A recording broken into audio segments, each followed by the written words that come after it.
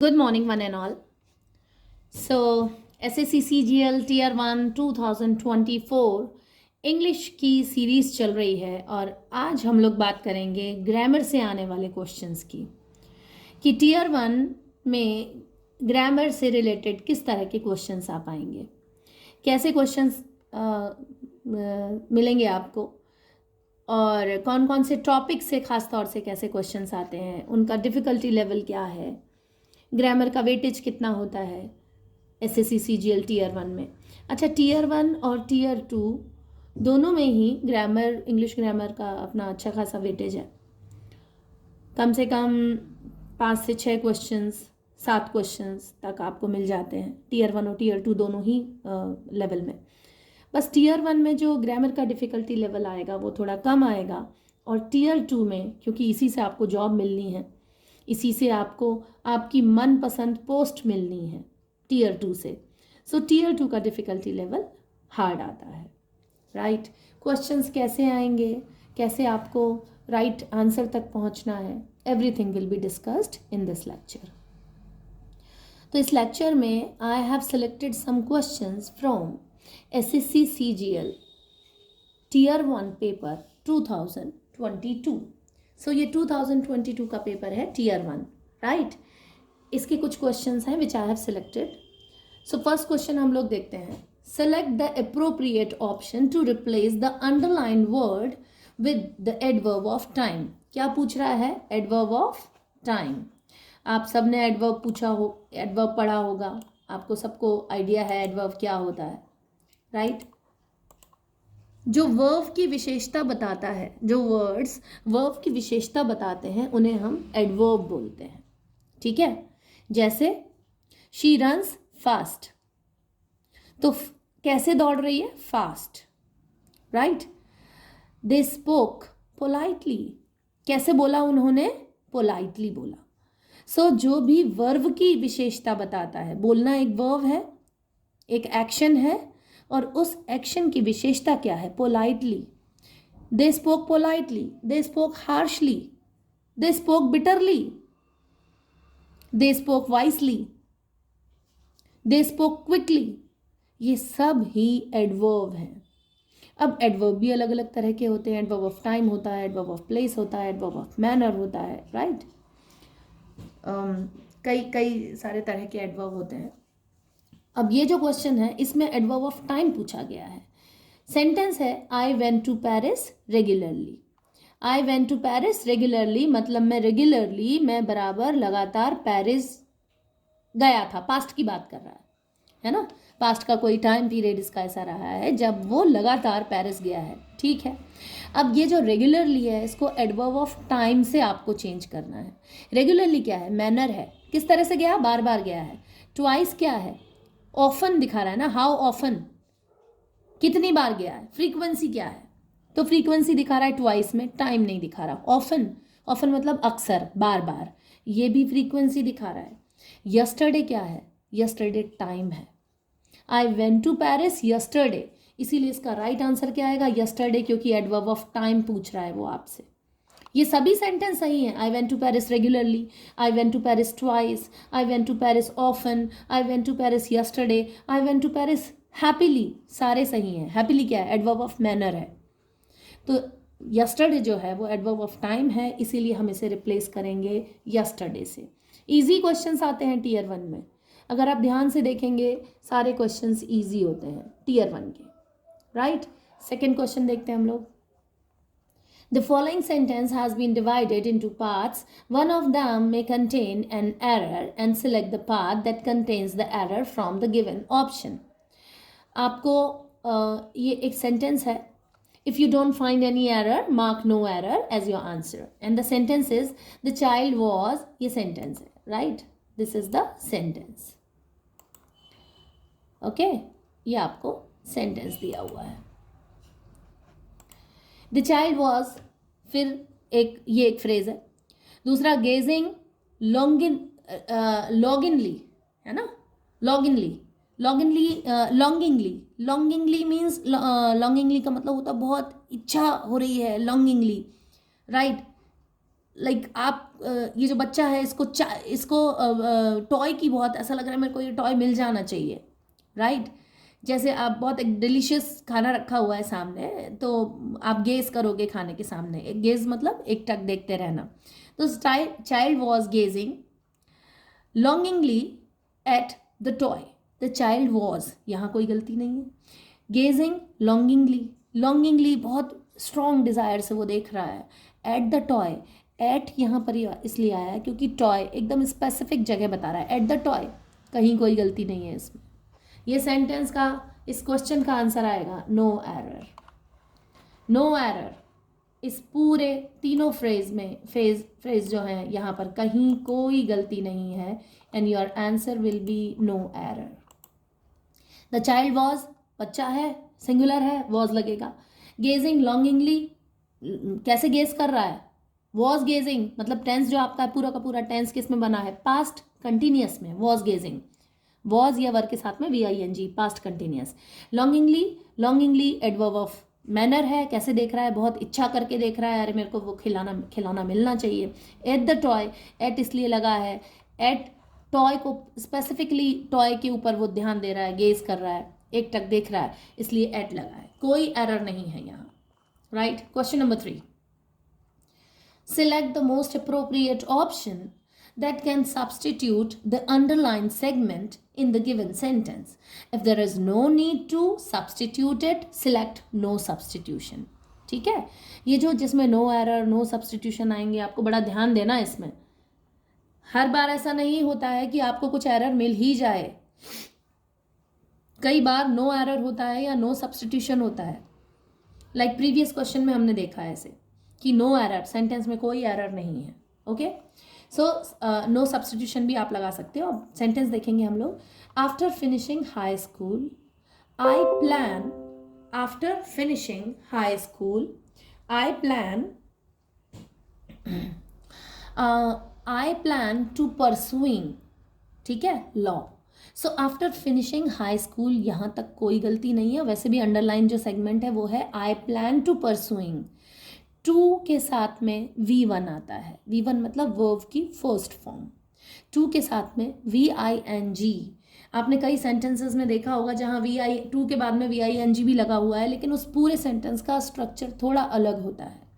we'll talk on this topic later, because ये तो एक लंबा चौड़ा ग्रामर वाला पार्ट अभी चालू हो जाएगा। आप अभी के लिए इतना समझ लें कि जो टू होता है उसके साथ में V1 लगता है, तो परस्यू आना चाहिए, ना कि परस्यूइंग। परस्यू मतलब होता है किसी चीज़ को फॉलो करना या चेस करना। जैसे आई परस्यू लॉ, मैं लॉ करूँगा, आगे लॉ की पढ़ाई करूँगा, लॉ को परस्यू करूँगा, ठीक है। सो परस्यू मतलब होता है फॉलो करना या चेस करना। परस्यूइंग नहीं आएगा, यहाँ आएगा प्लान टू परस्यू, क्योंकि परस्यू वर्ब की फर्स्ट फॉर्म है, बेस फॉर्म है वर्ब का, तो टू के साथ में बेस फॉर्म आता है, राइट। इसलिए यहाँ पर टू परस्यू होगा। ये एरर है इसमें, मतलब सब्स्टिट्यूशन हमें देना पड़ेगा इसका। यहाँ एक ऑप्शन नो सब्स्टिट्यूशन का भी है, पर नो सब्स्टिट्यूशन नहीं है, सब्स्टिट्यूशन है, and that is option number 2, plan to pursue. Next question.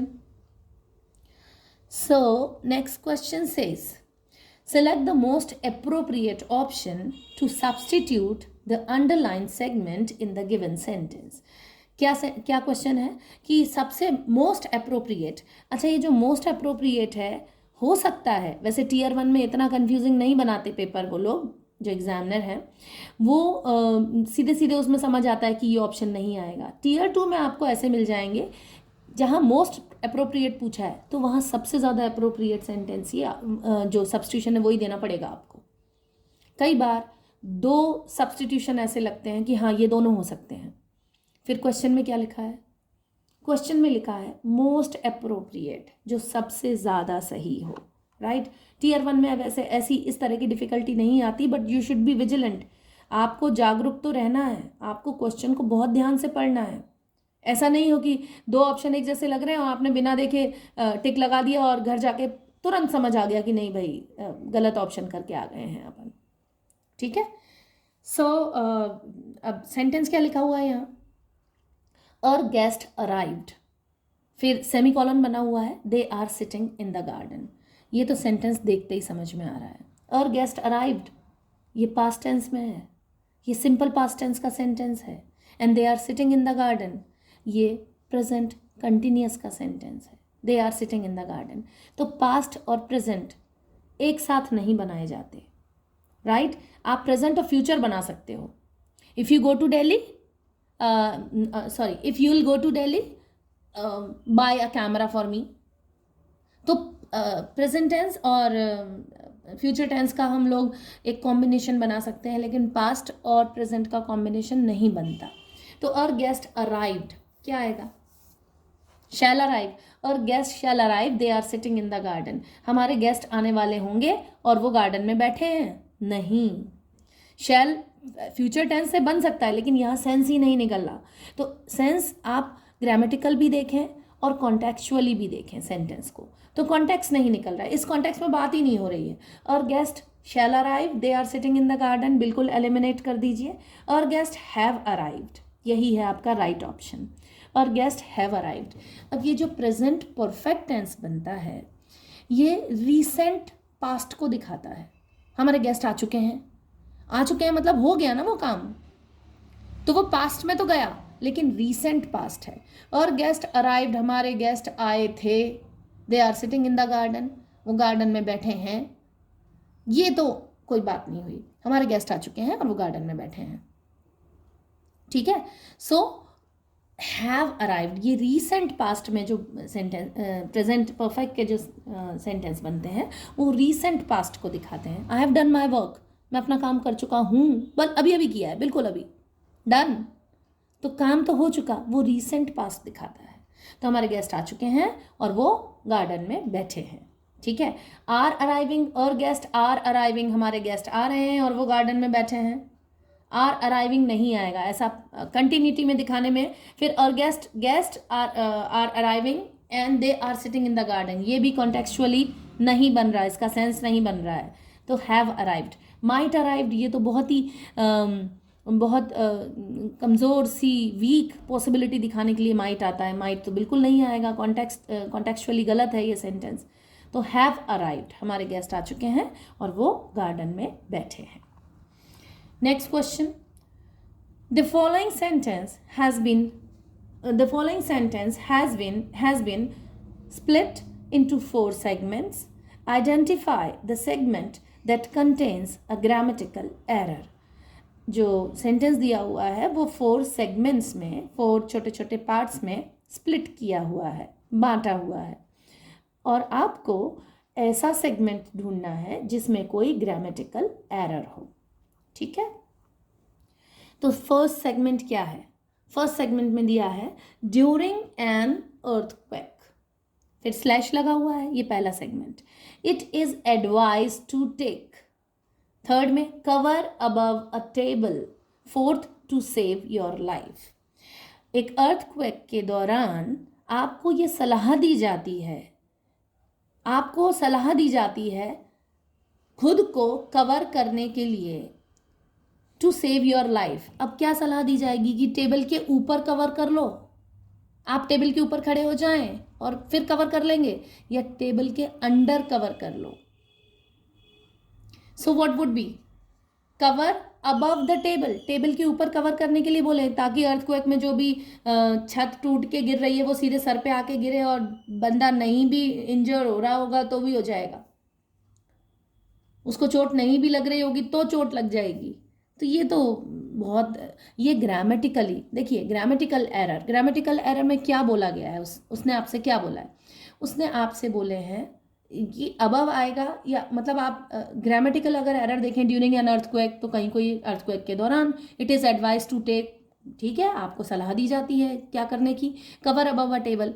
यहाँ कॉन्टेक्चुअली और ग्रामेटिकली अबव बिल्कुल गलत है, अबव नहीं आएगा, अंडर आएगा, अंडर अ टेबल। आप खुद को एक टेबल के अंडर में कवर कर लें। वैसे भी अर्थक्वेक के दौरान, ये एक जनरल नॉलेज है, आप कोई भी कॉर्नर देख लें, क्योंकि जब दीवार गिरती है तो सेंटर से, छत गिरती है तो सेंटर में ज़्यादा मलबा गिरता है। तो कोई कॉर्नर में आ जाए और बड़ी भारी सी जो मजबूत सी टेबल हो घर में, एकदम दादाजी के ज़माने की मजबूत टेबल, ठीक है, तो उस टेबल के नीचे छुप के बैठ जाएं, कवर कर लें खुद को। तो जो भी, और अगर आप घर से बाहर नहीं निकल पा रहे हैं तो सबसे ज़्यादा एडवाइस तो ये है कि आप घर से बाहर ही निकल जाएं, आप खुले मैदान में आ जाएं, सड़क पे आ जाएं, ताकि जो भी कुछ बिल्डिंग वगैरह गिर रही है तो यू शुड रन, लाइक आप उससे बच सकते हैं बिल्डिंग से, ठीक है। लेकिन टेबल के ऊपर तो खड़े होने की कभी भी बिल्कुल सलाह नहीं दी जा रही है कि आप अर्थक्वेक आ रहा है तो आप खुद को कवर करें अबव द टेबल, नहीं, अंडर अ टेबल, राइट। तो ये ग्रामेटिकली और कॉन्टेक्चुअली दोनों तरह से गलत है। You should cover your self under a table, not above a table, right.